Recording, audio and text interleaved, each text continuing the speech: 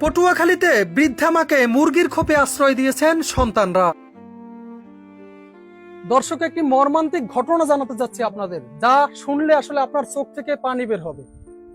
আপনি নন শুধু, যে কোনো হৃদয়বান মানুষের চোখ থেকেই পানি ঝরবে। বলা হয়ে থাকে মায়ের পায়ের নিচে সন্তানের বেহেশত, কিন্তু সেই মায়ের প্রতি যখন এরকম অবহেলা করা হয়, জন্ম দিয়েছেন যিনি, সেই মাকে যদি এরকম একটি মুরগির খোপের মধ্যে আটকে রাখা হয়, তাহলে যেন আল্লাহর আরশ কেঁপে ওঠে, সন্তানের জান্নাত যেন হারাম হয়ে যায়।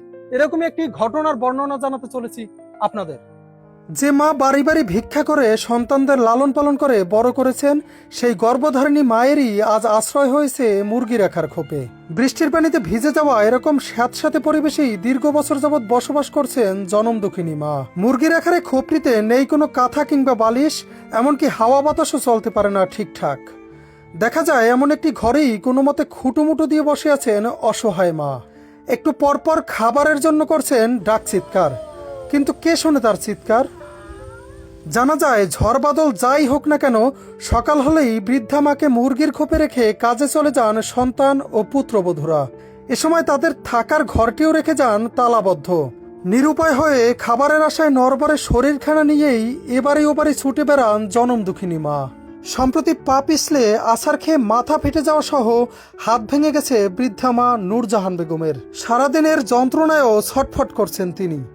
এছাড়াও একটু পানি খাওয়ার জন্য করছেন তীব্র আহাজারি, কিন্তু একাকী বাড়িতে তার করুণ আহাজারি শোনার জন্য কেউ নেই।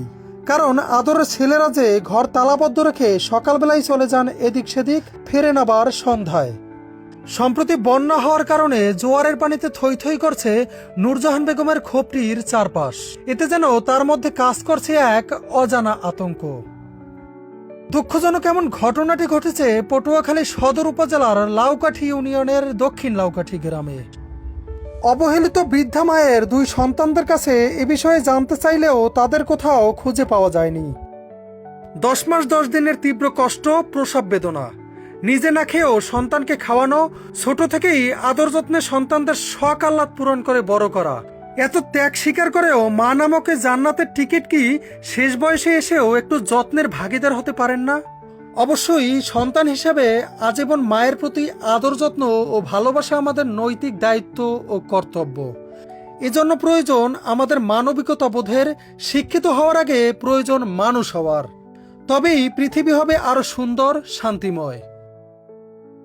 সোহাইব মাকসুদ, নূর নবী, পটুয়াখালী নিউজ।